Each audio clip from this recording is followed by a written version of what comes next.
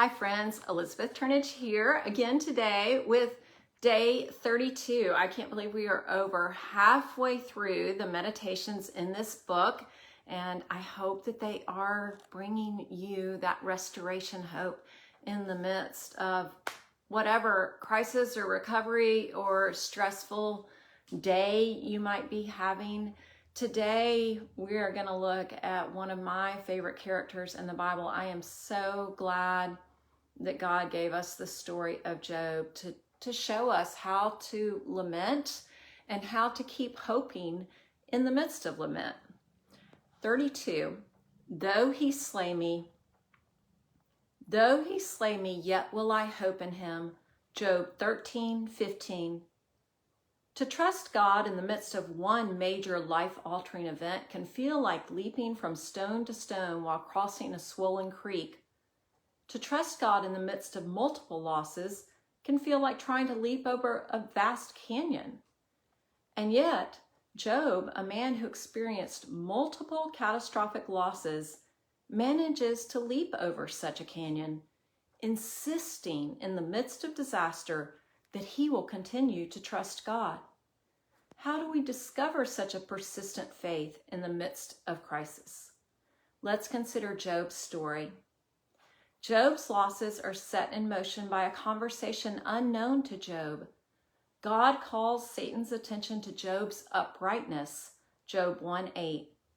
Satan argues that if Job lost everything, he would curse God and die, Job 1:9-11. God grants Satan permission to afflict Job, and by the end of chapter 1, Job's livelihood is lost and his children have died.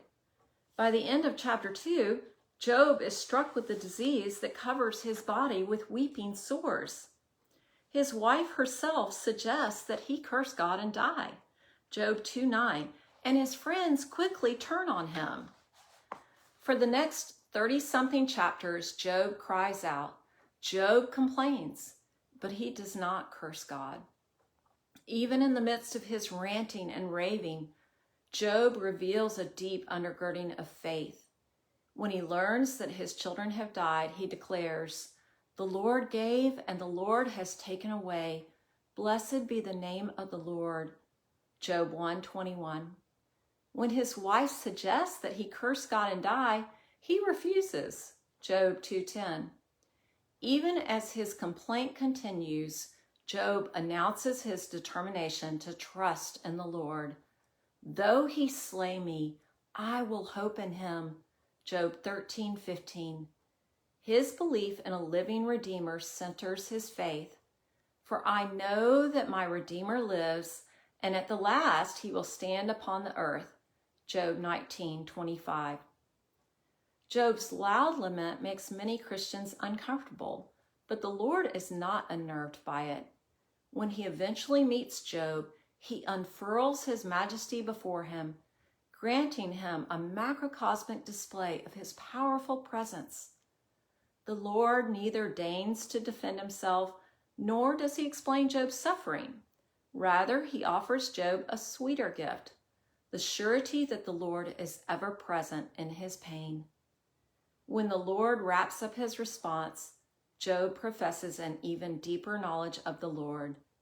I had heard of you by the hearing of the ear, but now my eyes see you.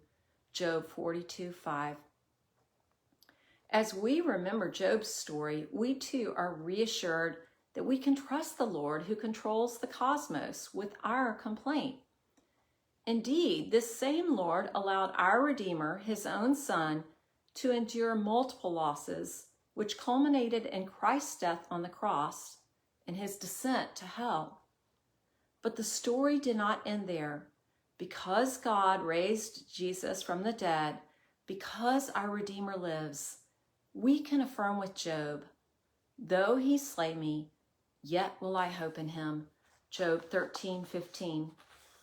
Prayer.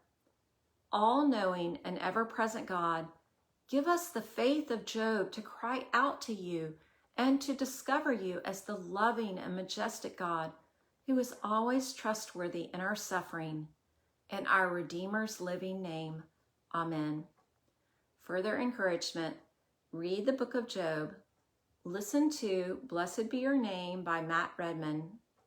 For reflection, write a letter to God naming your suffering. Then, reading Job 38 through 42, imagine how God might respond to you.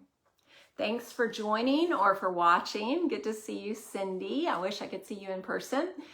Please check out the book. Maybe check out the playlist, which is on YouTube or Spotify. There's a playlist of all of the songs that are in the book. So if you need some music to encourage you, then be sure to listen to that. And I will be back again tomorrow around 11:30 tomorrow. I try to come, if you're wondering when I go on live, I usually go on live at 11:30 unless I have an appointment that prevents me from doing so. And then I usually come on around 10:15 or so. So anyway, if you click on videos on my page, you can find all of the videos if you missed them and want to listen to one later on. Thanks for joining me. I'll see you again tomorrow.